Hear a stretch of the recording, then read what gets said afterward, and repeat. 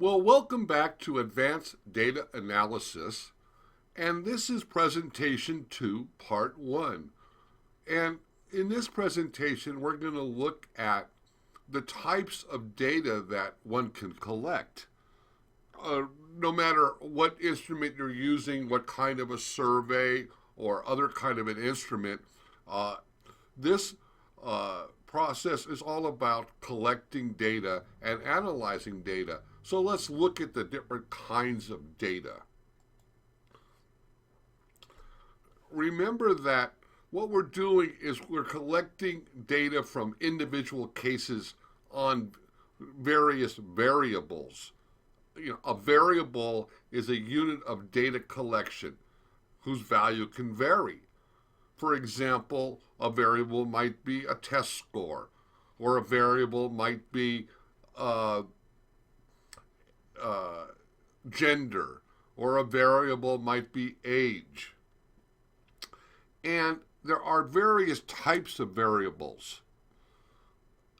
And what we're talking about in this presentation are the 4 types of data: nominal data, ordinal data, interval data, and ratio data. Nominal data is another word for nominal data would be categorical data, things that can't be ranked. Every category is different. For example, gender.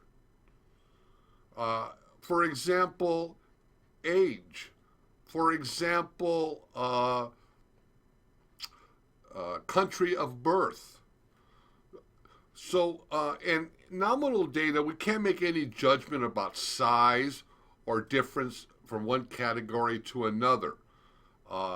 And we are limited in the mathematical operations that we use with nominal data. But that doesn't mean that nominal data can't be useful or important. But generally, it's nominal data that reflects qualitative differences as opposed to quantitative differences. Remember, quantitative refers to a number, an amount, and qualitative refers to a category. For example, nominal data: choose your gender, or choose whether you enjoyed a film. And again, these categories, these nominal categories, must be mutually exclusive. And variables that have only 2 possible responses, like for example, gender or yes or no, they're called dichotomies. They're called dichotomous variables. The next level up on the scale of data is ordinal data. And this is data that can be rank ordered.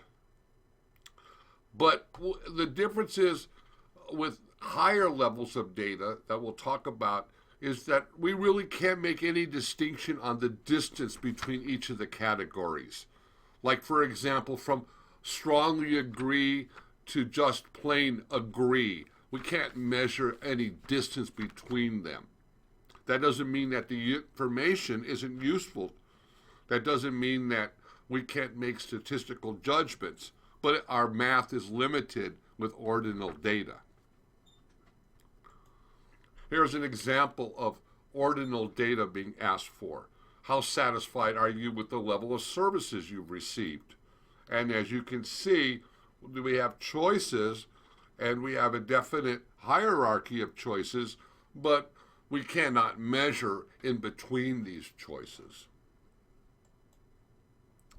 But with interval data and ratio data, we can determine the differences between each level, because those are what's called scale data.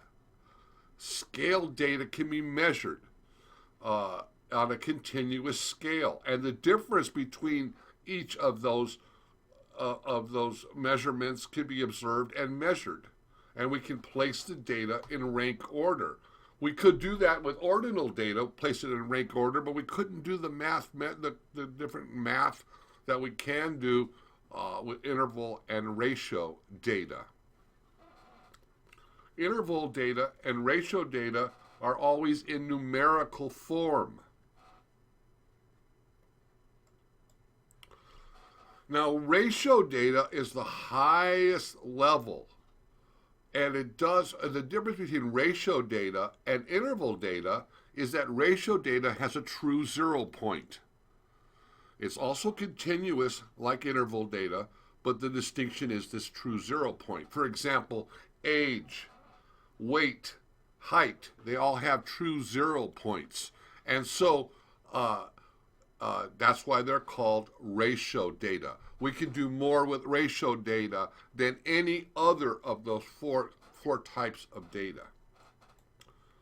And again, here is a picture of the hierarchy of data, with the simplest being nominal, then ordinal, then interval, and then ratio. And you can do more as you go up, more mathematically with the different kinds of data as you go up this hierarchy.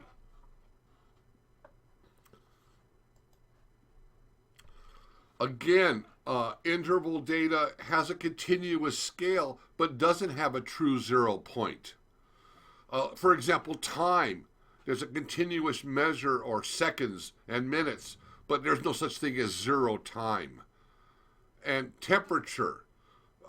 Temperature moves along a continuous measure, but there's no true 0. So this is the end of presentation 2, part 1, and we've talked about the various types of data. I will be back with you again to talk more about statistics that are useful to us in being able to answer questions about work in our daily lives.